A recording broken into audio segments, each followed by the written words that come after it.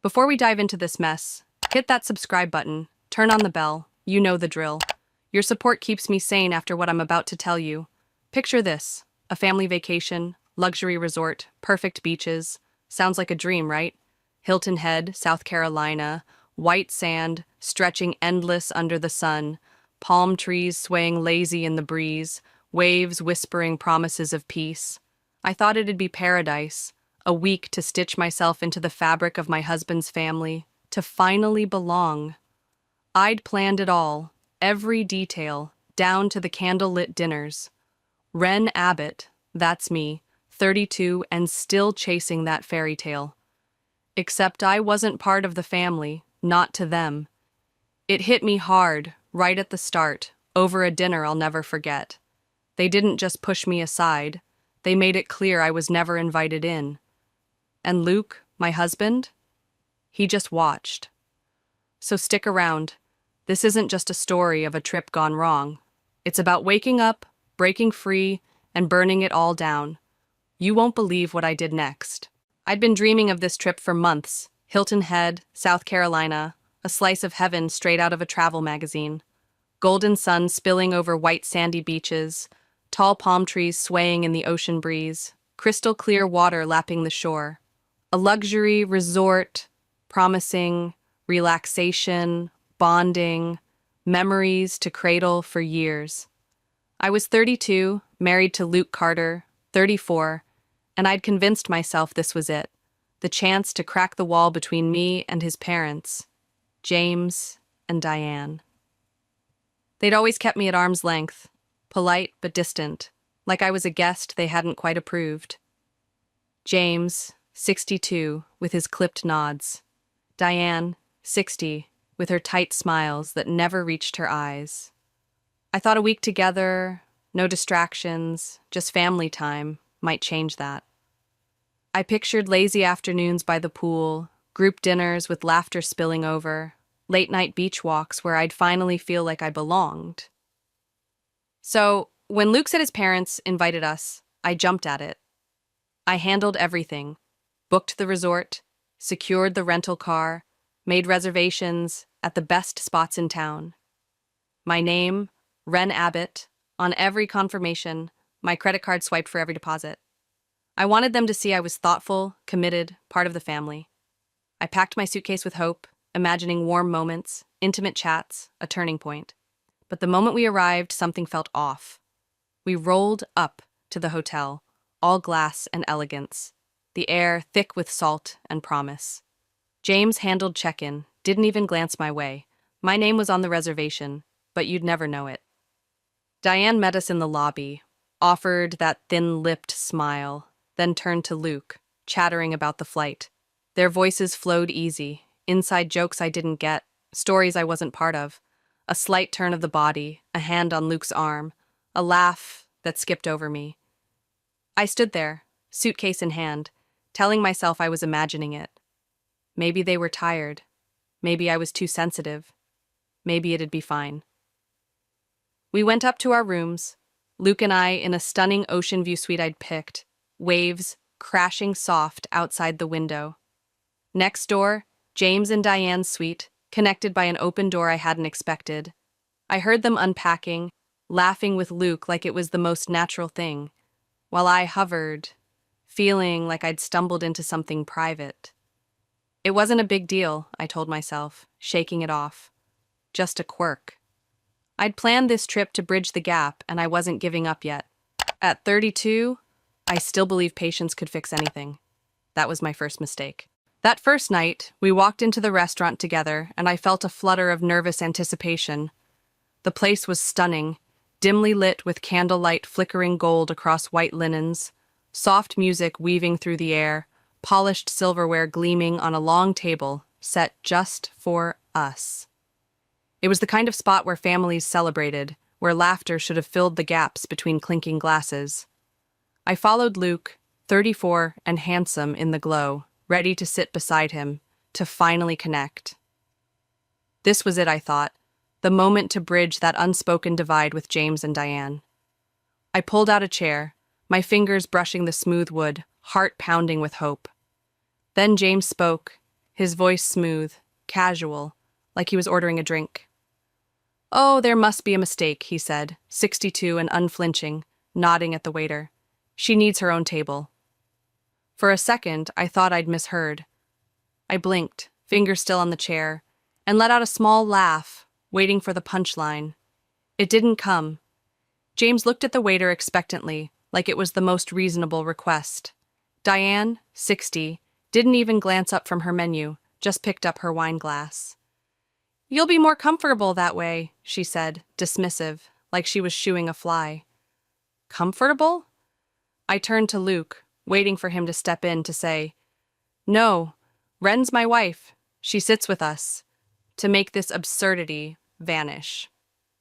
But he only sighed, shrugged, barely looking up from his menu.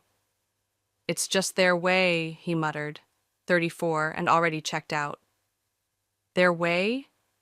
I stood there, dumbfounded, heat creeping up my neck while the waiter hesitated, eyes darting between us. My skin burned, 1,000 thoughts crashing through my head. I could refuse, I could demand an explanation, I could make a scene. But I looked around and no one was looking back. James adjusted his napkin, Diane sipped her wine, Luke flipped a page in the menu. To them, this wasn't strange, wasn't awkward. It was normal. That hurt more than the words. The waiter cleared his throat, motioned to a small table a few feet away, a lonely island in the sea of chatter. I let go of the chair, slow, my heart hammering, and walked over. Sat down. Alone. The candles flickered, the music played, their laughter floated over like I didn't exist. I stared at my plate, fork untouched, humiliation sinking into my bones. I should have left right then, walked out of the restaurant, out of the vacation, out of this whole toxic mess. But I didn't. I sat there, convincing myself it was a fluke. A weird tradition, something I could brush off. Maybe it was a test. Maybe they weren't used to me yet. Maybe if I stayed calm, showed them I wasn't a threat, they'd warm up. At 32, I'd spent years bending for Luke's family, believing effort could win them over. So I stayed, picked at my food, watched them from my little table, James, 62, chuckling at some story, Diane, 60, nodding along, Luke, 34, eating like nothing was wrong. Their way, he'd said. I clung to that phrase, repeated it in my head like a lifeline, telling myself it'd be okay. It wouldn't happen again. I'd prove I belonged. But deep down, something cracked. A quiet, jagged split I couldn't yet name. That night, I didn't sleep. I just stared at the ceiling, wondering why their way felt like a knife in my chest. Next morning, I woke up early, eager to shake off the dinner fiasco. Sun streamed through the curtains, waves crashing outside, a fresh start. I turned to Luke, 34, still half asleep beside me. "Hey," I whispered, nudging him. "What time are we meeting your parents?" He groaned, rubbed his eyes. "Not sure, just head down whenever." I frowned. "Aren't we going together?" He shrugged, rolled over. "They'll be there, just meet us." It felt off, dismissive, but I pushed it down. At 32, I was still telling myself not everything had to be a grand gesture. Maybe they were just relaxed about plans. Maybe I'd find my way. I got ready, took my time, headed to the hotel restaurant. The place buzzed with morning chatter, the smell of fresh coffee and warm pastries thick in the air. I scanned the room, expecting to see Luke, James, Diane waiting for me, maybe even saving a seat. They weren't there. I checked my phone. No messages, no missed calls. Maybe they were late. I grabbed a corner table, waited. 5 minutes passed, then 10, then 15. Something twisted in my gut. I stood, wandered the lobby, the terrace, the courtyard. That's when I saw them. James, 62, Diane, 60, Luke, 34, already seated at a big table, mid-meal, plates half empty, laughter bubbling like I didn't exist. Hey, I said, voice shaky but light. Why didn't you tell me you were coming down? James barely looked up from his plate. We assumed you'd figure it out, he said, 62 and unbothered. Diane sipped her coffee, unconcerned. It's just how we do things. Luke kept eating, didn't meet my eyes. Their way again. I stood there, stomach sinking, wanting to scream, but I swallowed it. Sat down, their conversation rolling on without me. Inside jokes, plans I hadn't been told. I barely ate, just watched, an observer in my own life. I told myself it was nothing, an oversight, bad timing. I'd join them next time, I'd keep trying. At 32, I wasn't ready to admit what I already felt, that their way was a wall, and I was on the wrong side. But the crack from last night widened, whispering truths I couldn't yet face. The days blurred into a cruel routine, each one slicing deeper than the last. Breakfast wasn't a one-off, it was the blueprint. Every meal, I sat alone, the clink of my fork against the plate echoing in my ears, while Luke, James, and Diane laughed yards away, their voices a wall I couldn't breach. Group activities? They forgot to tell me. A private boat tour slipped by. I only knew when I scrolled Instagram later, saw their sunlit smiles on the water, waves glinting behind them like a taunt.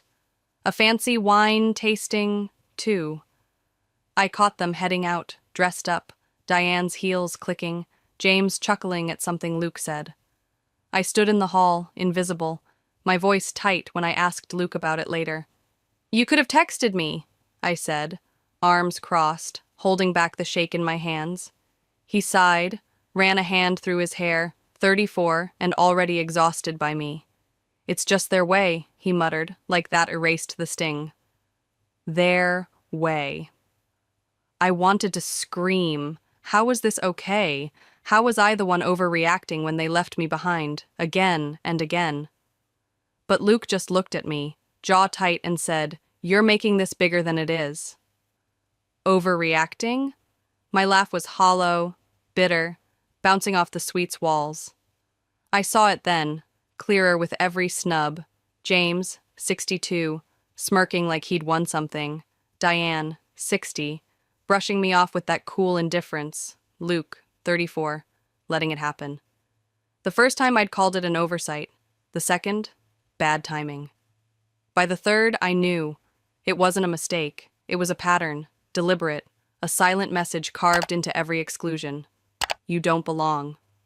I stopped trying after that, stopped asking where they were going, stopped waiting for invitations that had never come. At 32, I'd spent years bending for them, but now my spine stiffened. I ate alone in the hotel cafe, watched the ocean from my balcony, let the breeze cool the fire in my chest. They wanted me invisible? Fine. I'd play their game, but I wasn't done yet. Each laugh I heard from their table, each photo I stumbled across, fueled something new. Not hurt anymore, but anger, sharp and steady. Luke's shrug replayed in my head. It's just their way, a drumbeat pushing me toward a cliff I hadn't seen coming. They had no idea what I was capable of, not yet. But I felt it building, a storm they'd never outrun. That night I lay in bed, staring at the ceiling, Luke snoring beside me, 34 and oblivious. My phone buzzed, cutting through the dark, a message from Emily Harper, his cousin, 29, someone I'd always liked but never really known. Hey, she wrote, just wanted to say I heard what happened, and honestly, good for you. I frowned, reread it, my pulse quickening. Good for me? I typed back, wait, what do you mean? Her reply hit like a punch, fast and hard. They did the same thing to Luke's ex-wife Claire. Sat her at separate tables, ignored her on a family trip, acted like she wasn't there. She left halfway through, filed for divorce a month later. My stomach dropped, cold spreading through me. Claire, Luke had said they grew apart, nothing dramatic, just a quiet split. I'd never questioned it, never dug deeper, until now. Luke knew, I typed, fingers trembling. Emily's response was instant. Yeah, he knew. They all did. He knew. Luke, 34, had watched me suffer the same humiliation, the same calculated isolation, and said nothing. I sat up, breath shallow, pieces slamming into place. James's casual cruelty, Diane's dismissive smirks, Luke's shrugs. It wasn't just their way, it was a game, a test they'd played before. I typed again, "Why didn't anyone tell me?" Emily hesitated, then, "We figured you knew." I didn't. If I had, I'd never have stepped foot in Hilton Head, never packed my hope into that suitcase. I stared at the screen, my grip tightening, anger boiling into something colder, sharper. "Tell me everything," I wrote. Emily didn't hold back. "They've done this before, a few times.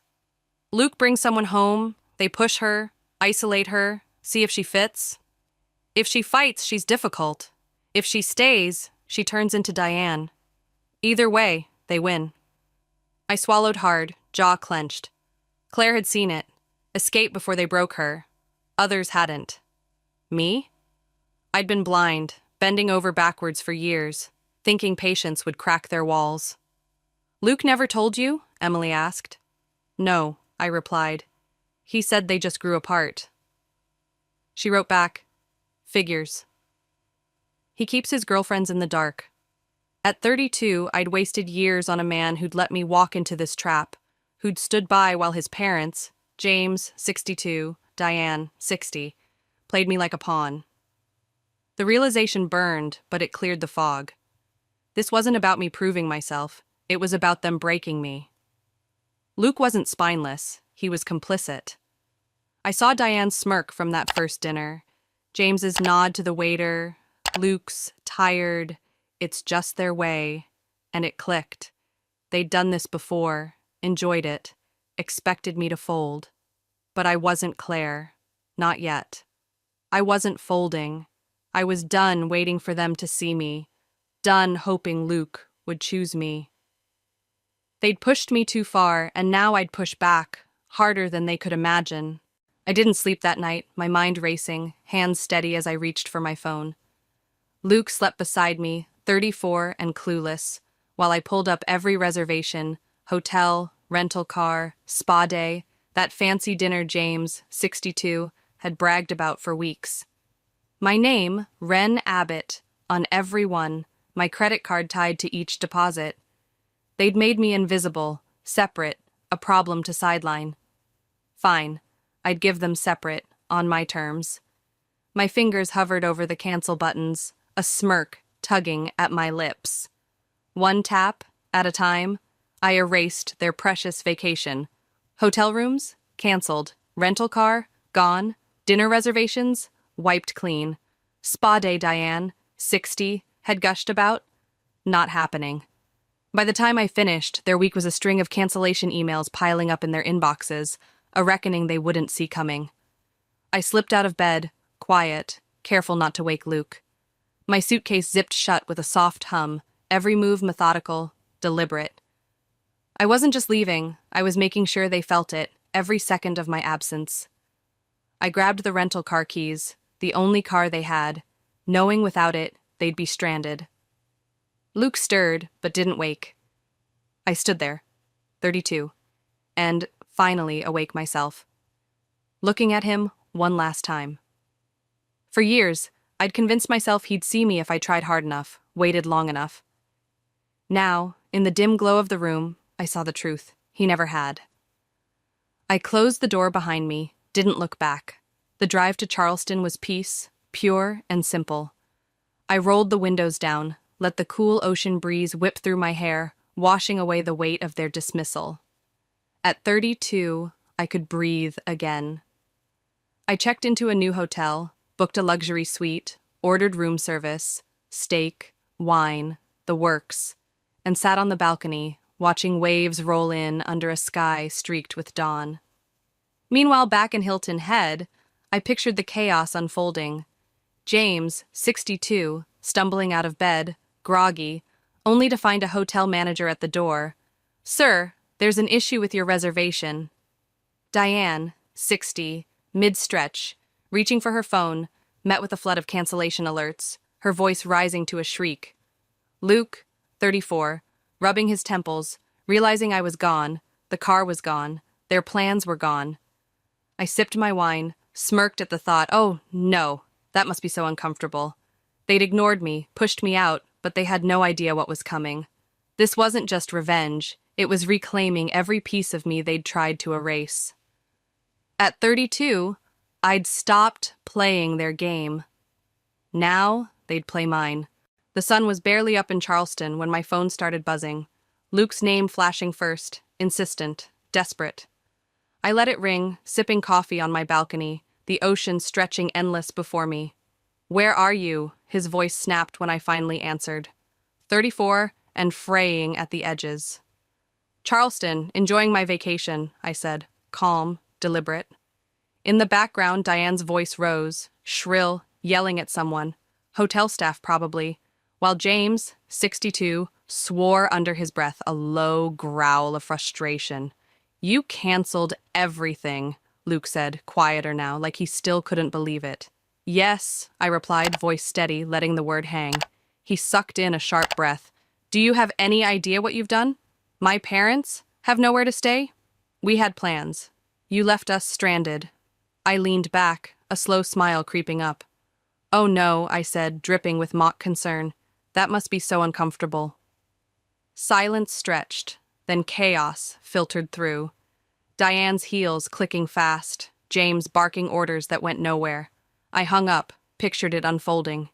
They'd scrambled, found a dingy roadside motel 20 minutes away, the kind with flickering neon and a faint mildew stink. No rental car meant Uber, but Hilton Head wasn't crawling with drivers. Surge pricing hit them like a slap. That fancy dinner James, 62, had bragged about? Fully booked. They ended up at a loud tourist trap, surrounded by screaming kids, picking at overpriced frozen shrimp. Diane, 60, had her spa day snatched away too. No slots, no exceptions, just her tantrum falling flat. Luke texted all night, each ping a little more unhinged. "You seriously left us like this?" Mom's furious, humiliated at the spa. Dad's losing it over the restaurant. "I hope you're happy." I was. At 32, I'd turned their game upside down, and it felt damn good. They thought I'd cave, come running back to fix it. They were wrong. Every message, every call, was a thread pulling their perfect world apart, and I held the scissors. At 32, I'd stopped being their punching bag. Now they'd feel the weight of my absence, every miserable minute of it. The next morning, I booked a conference room at my Charleston hotel. Simple, stark, a long wooden table, a few chairs, a folder of printed screenshots from Emily's texts. I sent invitations, Luke, James, Diane, Emily too, just for good measure. If they wanted a war, I'd bring it to their doorstep. An hour later, the door burst open, Luke storming in first, 34, jaw clenched so tight I thought his teeth might crack. James, 62, followed, red-faced and fuming. Diane, 60, behind him, heels clicking sharp against the floor. Emily, 29, slipped in last, arms crossed, her expression unreadable. I leaned back in my chair, smiled. "Glad you could all make it." Luke slammed his hands on the table, the thud echoing. "What the hell is this, Ren?" I gestured around, cool, collected. A conversation. "You've been so eager to talk these past 24 hours, so let's talk." James scoffed, arms folded tight across his chest. "Yeah, you think this is funny?" "No," I said, voice low, steady. "I think it's pathetic." Diane's eyes narrowed, lips pursed. "You abandoned us." I laughed, sharp and bitter. "Oh, I abandoned you? That's rich coming from the people who spent an entire vacation pretending I didn't exist." Luke exhaled hard, gripping a chair. "You're blowing this out of proportion." That was it. The dam broke.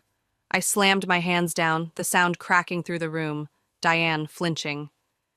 "I am your wife," I said, cold, sharp, every word a blade. "Not some stranger, not some outsider. I am your wife, and you let them treat me like nothing." Luke's face paled, but I wasn't done. I turned to James and Diane. And you enjoyed it, didn't you?